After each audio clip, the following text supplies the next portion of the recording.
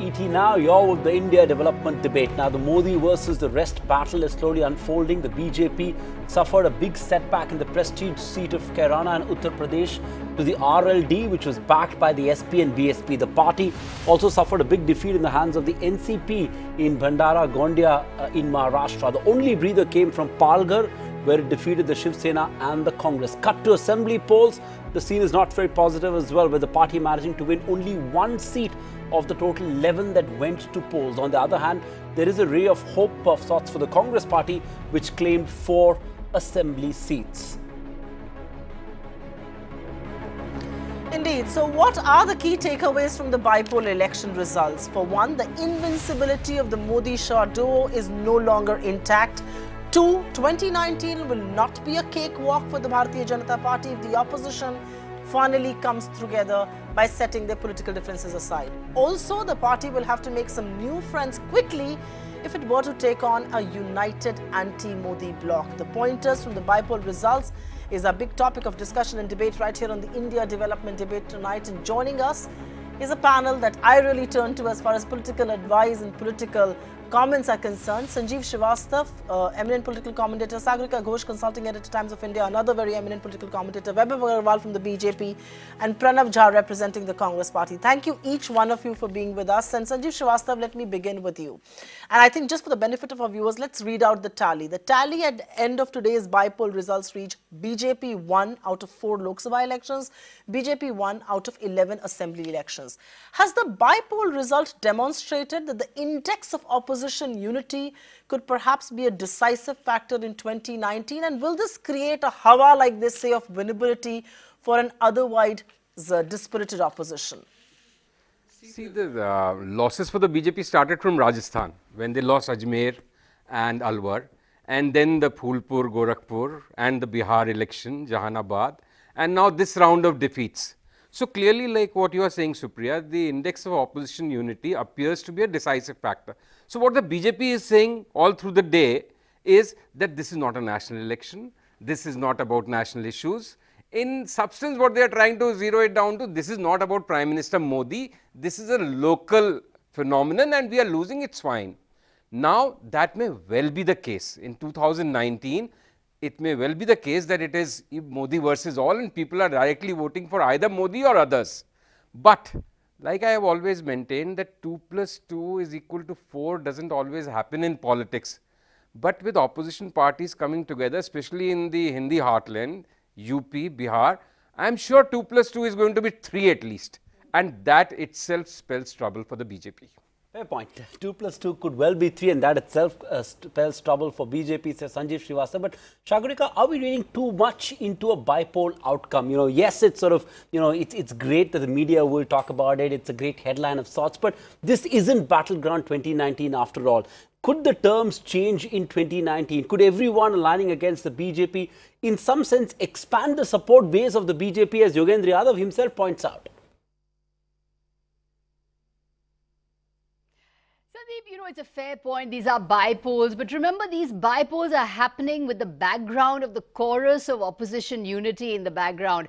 As you've been pointing out, as Supriya said, as Sanjeev said, it is really this chorus of opposition unity against which these bypolls happened. So if the opposition had not won, those unity moves would have received a setback. Now it can be said that with the kind of results we've seen, the moves for opposition unity have received an impetus. That is, it's absolutely clear, as Supriya pointed out, in places where the index of opposition unity is high, the BJP juggernaut tends to get stalled. So 5 takeaways for me from these bypolls. 1, index of opposition unity. So, you know, it's Ganna, that is sugarcane in Kairana was a factor, but it was also Ganit, arithmetic. You see, the arithmetic versus the chemistry of Mr. Modi is what is coming up time and time again. Second, the diminishing returns of Hindutva, because, you know, remember the polarization between Jat and Muslim that happened in the 2013 Muzaffarnagar riots is now completely broken down. Diminishing returns of that kind of communal polarization. You can play it once, you can play it twice, you can't play it 3 times if you do not have development to show for it. Third, it's the regional players that are to the fore. If you look at it, Sandeep, the JMM in Jharkhand, the RLD in Uttar Pradesh, the SP, the BSP, the RJD, it's the regional forces that are coming together, and these regional forces are going to be the big challenge for Mr. Modi going forward. Number 4, the Congress. Where the Congress tends to do well is where there are the satraps, where there is a regional leadership. Regional leadership strong in Karnataka, the Congress scores in Karnataka. Regional leadership strong in Punjab, the Congress scores in Punjab. So the regional leadership of the Congress, where it's strong, the Congress scores. The national leadership of the Congress still has I believe, in a one-on-one with Mr. Modi, is a no contest. Fifth factor, the chemistry of Mr. Modi. I believe it's too early to write off the chemistry of Mr. Modi. Mr. Modi did not campaign in Kairana. Yes, he did go to Bagpat once, but the chemistry, he was missing in the Bypoll campaigns. But remember, the other crucial factor is that ruling parties tend to hold Bypoll seats. And in this particular case, in Kairana, in Nurpur, in Bhandara-Gondiya, in the Bihar Bypoll, it's the ruling party which has lost seats, which ruling parties normally hold. It's the opposition that has wrested these seats away from the ruling party, which I think is very, very significant. So that's a sharp analysis of this situation, both Sanjeev and Sagarika. But let's take it across to the politicians. And Vaibhav Agarwal, thank you for joining us. Sagarika is perhaps being charitable to talk about Mr. Modi's chemistry because he was in Bagpat, and Bagpat is right next to Kairana. Those did not convert into vote. But let's just talk about numbers. The BJP alone has contested 15 Lok Sabha Bypoll elections since 2014. You had actually won 9 out of those 15 seats in 2014. But you've now lost 7 out of those 9 seats that you had won. Can you deny the fact that losing successive Lok Sabha by-elections reflects that there is something that's wrong on the ground? There is an anti-incumbency that has set in for the BJP. Are you going to be in denial on this, or will you be candid enough to admit that losing 7 out of those 9 seats that you had won in 2014 doesn't augur well for a ruling party which actually wins by-polls? Okay, excellent. Good evening to you. And you're looking at these bypolls with a very, very big critical lens. Now I'll tell you, just for a few seconds, if you allow me to set the scene right. Now let me show you the other side of the coin. While Sagarika and Sanjeev have their rights, are within their rights to comment on one side of the coin. The way we see it, I'll tell you, opposition parties in their own bastions have always fought against BJP. For example, JMM in Jharkhand and TMC in West Bengal, they've always, or CPM in Kerala, they've always fought against the NDA / the BJP. Now, the only place where there are 2 parties which can come together, like the BSP and the SAPA, is Uttar Pradesh. So yes, if you ask me from a Uttar Pradesh perspective, yes, we need to do some introspection. Yes, we need to understand what went wrong.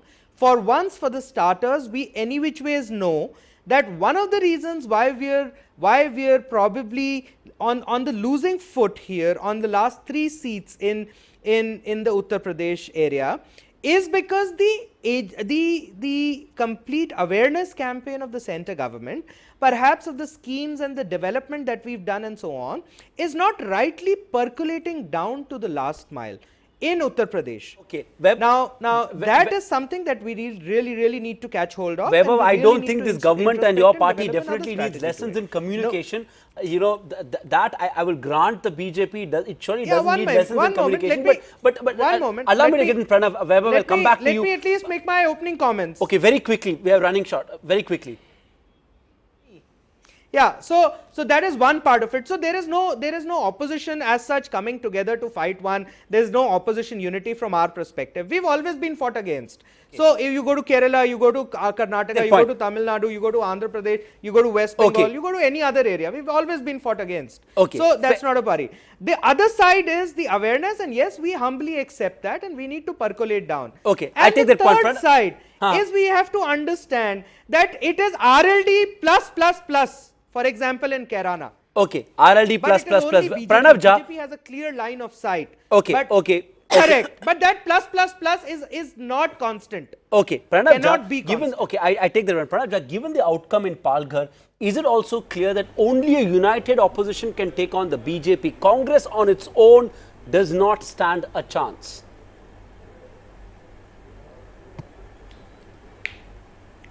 Sandeep, that's not a correct, I mean, if correct is harsh, that's not a fair comparison, I would say, because I don't know if you know that the candidate which won Palghar was a long-standing Congress leader, I think 8-term MP, and unfortunately he couldn't stay with us. He moved on. We don't know the background story yet, but the truth is that he was a congressman and a very old congressman. So he went, he took away with him lock, stock and barrel whatever we had in terms of organization support and everything. That's not a fair assessment. I will say that look at the other constituencies. We won a seat in Meghalaya. We wrested a seat in Punjab. So we altogether we won 4 seats. So the point that I am trying to make is that it's a mandate on the government of the center. They are now in 21 states, and these 4 parliamentary constituency and 11 assembly constituency, they're all from different nooks and corners of the country. So it's like one in east and west and south and north. So we know everything on the ground that the BJP story, the government of India story at the moment, the Modi story is not happening. People are disenchanted, people are hopeless. What opposition has been saying it, you see right when the government was celebrating 4 years of governance, it's huge propaganda, huge advertisement. They're trying to cover up their failure. They're asking their ministers to go and carpet bomb with their achievements. Vaibhav Agrawal is saying that we are not able to tell our stories on the grassroots. The fact is that you cannot, because there is no story. What you're trying to weave a story through advertisement, whereas the people get nothing in their hand. So there's nothing substantive. Okay, so, and it happens with every government. In the 4th year, people come with the face and they know that there's nothing in store. So they need to move on, and that is what is happening. They have nothing to show in their 4th year. Yeah. Okay, I get your point. They have nothing to show in their 4th year. I wonder if the Congress is on a comeback trail, because you alone are not a winnable factor. But let me take this back to Sanjeev Srivastava. And is this whole opposition unity argument a bit overstated? Because there are states where the clash will be directly between the BJP and the Congress, or Modi and Rahul, and no one to align with. I mean, we've got Madhya Pradesh and Rajasthan and Chhattisgarh coming up. There are no big allies there. There is no third factor. It's a direct flashpoint between Rahul Gandhi and Narendra Modi, and we know who pales in comparison there. See, when we were traveling in Karnataka, nearly 90% of the people we spoke to were in favor of Narendra Modi if Modi was the candidate. And nearly all of them did not have any good word to say for Rahul Gandhi, which is, I think, very uncharitable, but that was the truth on the ground. Having said that, when we'll have elections later this year in Rajasthan, Madhya Pradesh and Chhattisgarh, my gut instinct and some direct knowledge of Rajasthan says that they are going to lose all the 3 states. Why? Because they have in those 2 states, Madhya Pradesh, Chhattisgarh, they have a 15-year anti-incumbency.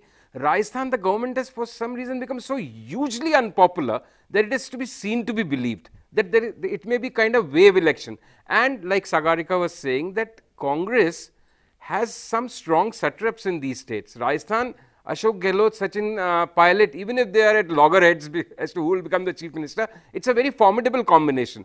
In Madhya Pradesh, I think Jyotiraditya, Kamalnath and Digvijay Singh have all come together because it's a question of survival. If they don't swim together, they are sure to sink together. In Chhattisgarh, in any case, Congress even the last election lost by 1 percentage point.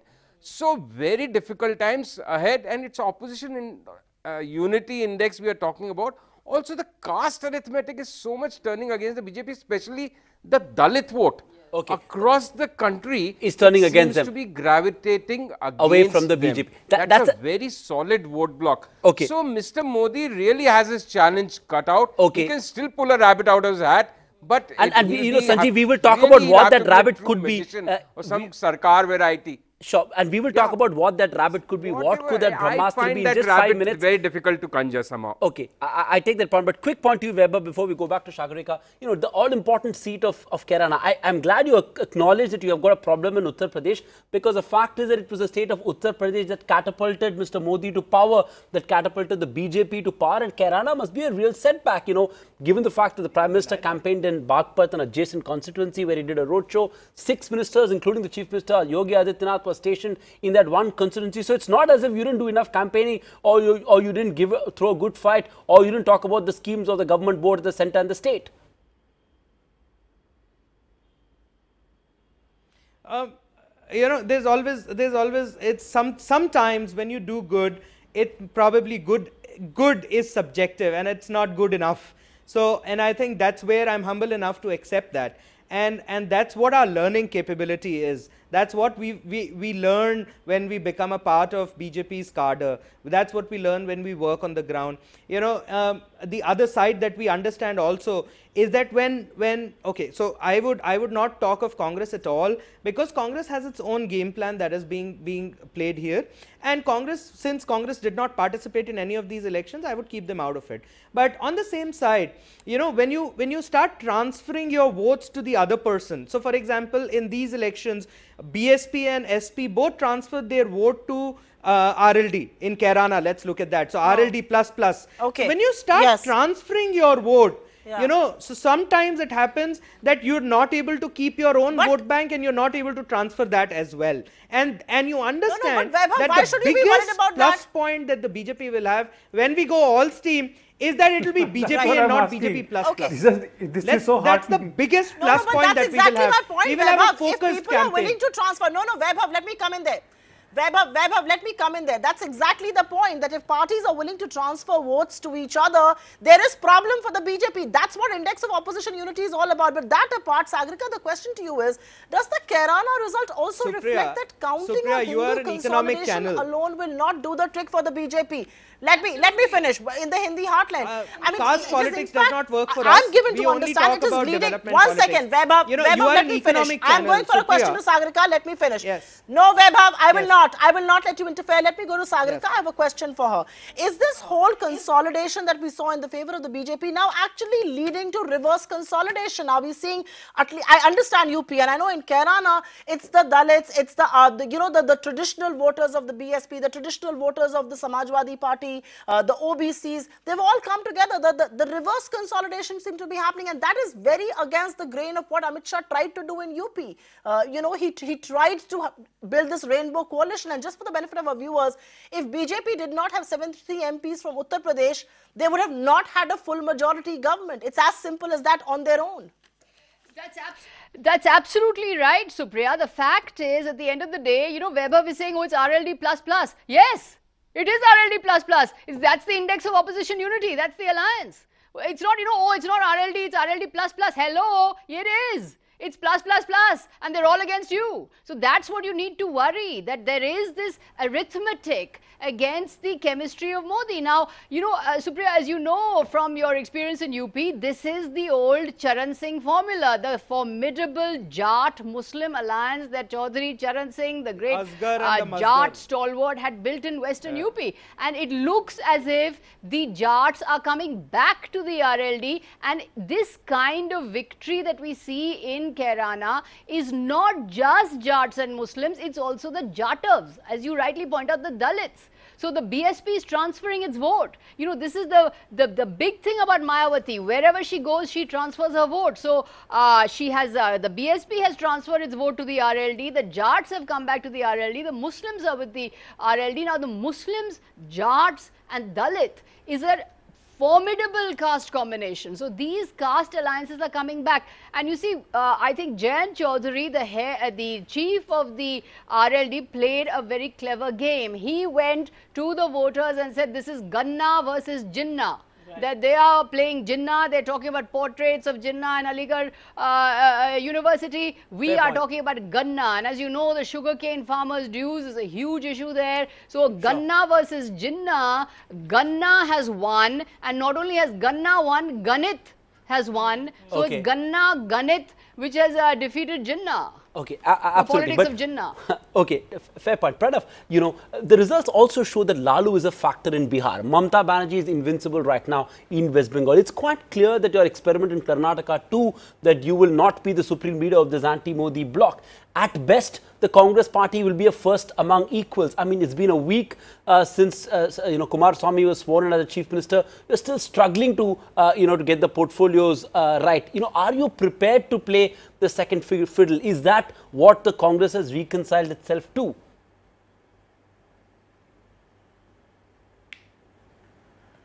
Sandeep, I get your question, and I was anyway wanting to come to this point. But before that, I'll just take 1 minute to respond to what Sandeep Srivastava ji was saying about what was heard on the ground in Karnataka while he was campaigning. It's a dynamic situation, you know. In the run-up to the poll, later when the CSDS did a poll, we all saw how the margins had come down. So we are moving. It's not that Rahul Gandhi is losing his popularity. The popularity is going up for Rahul Gandhi, and it is coming down for Mr. Modi. Now, I was coming to the point of what is there for Congress to gain. I see a lot of concern that are you ready to play the second fiddle? Will you have the numbers? Who will be your prime minister candidate? I am saying these are secondary questions. At the moment, what is at stake is India, the story of India. That it has lost track. It was a phenomenal story. It was growing at more than 8%. The exports were high. The agriculture was growing at 4%. You had poverty alleviation program, jobs were being generated, all that has gone. These are all set off last 4 years. I'm saying what is happening is a popular mandate because you are in your 4th year, you just completed your 4th year, and people have started to realize, and people are second to realize that. The first to realize that this was their own allies. You see, be it BJD, be it TDP, be it the parties from the southern states. Now look at JDU. It happened with LJP. These are all signs. These are all signs that the leader of the pack is not able to deliver. Pranav Jha, okay. Pranav Jha, you are pointing me in the direction of my obvious next question. And Vaibhav Agarwal, while you are talking about the RLD plus in UP and everywhere else where the opposition is trying to get together, set aside differences and form this anti-Modi bloc, why have you managed to alienate all your allies? The TDP which walked out, the JDU that seems to be unhappy as per the statement given by a very senior member there, KC Tyagi. The Sena is perennially threatening to boycott. I mean, Uddhav Thackeray spoke even today after the election verdict, slamming the BJP and its government. This happened today. I mean, why have you upset all your allies? This is a time, 1 second Pranav Jha, it's a time when you should be looking for your new allies, but you can't keep your flock together, it seems. Okay, excellent point, Supriya ji. And when you know, let me rest this for the record that forever that BJP and its allies, which come together and form the National Democratic Alliance, which is the NDA, is a formidable force when it comes to coming together and fighting elections for all anti-national, anti-India and so all forces that are there. And you know why I'm using such harsh words is because the GDP numbers, and you're an economic channel, you would have known that at 5 o'clock when the Ministry of Finance issued a press release, the GDP numbers are out.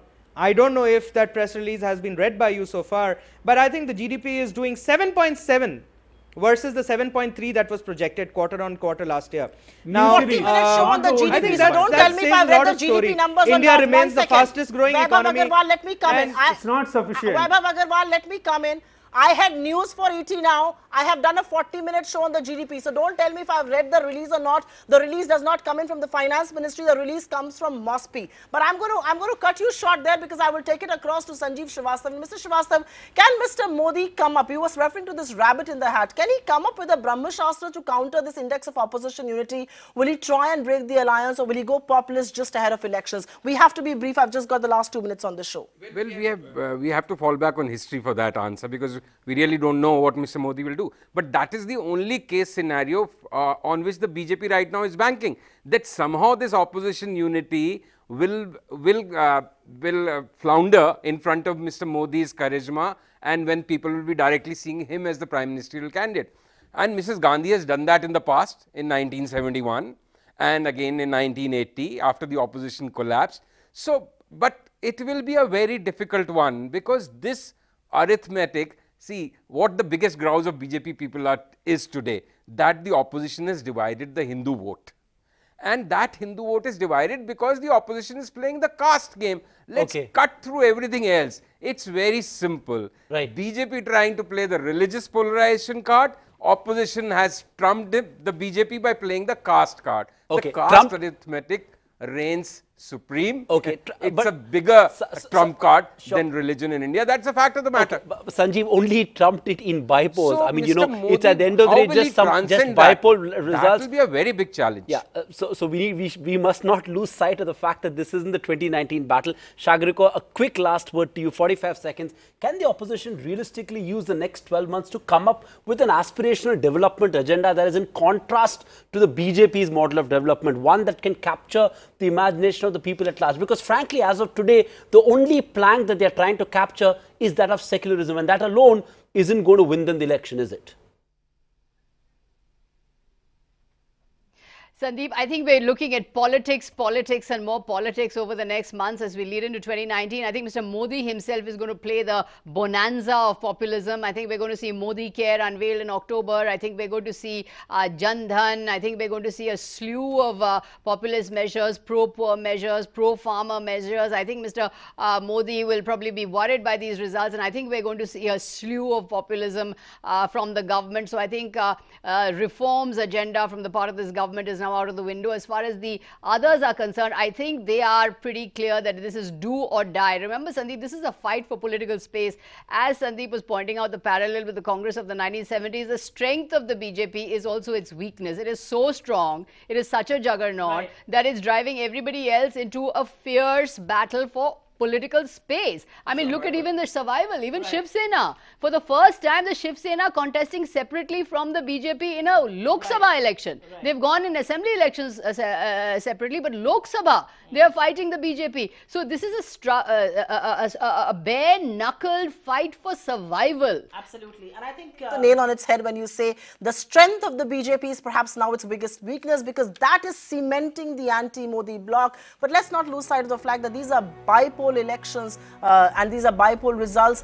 Is 2019 going to be, however, played on this template, on this tried and tested template that the opposition may want to, is anybody's guess. But thank you very, very much for being with us. That's right, Shagrika, Pranav Jha, Vaibhav and Sanjeev Srivastav, appreciate you joining in on this edition of the India Development Debate. Completely timed out. Keep it with ET Now. News and updates continue on the other side.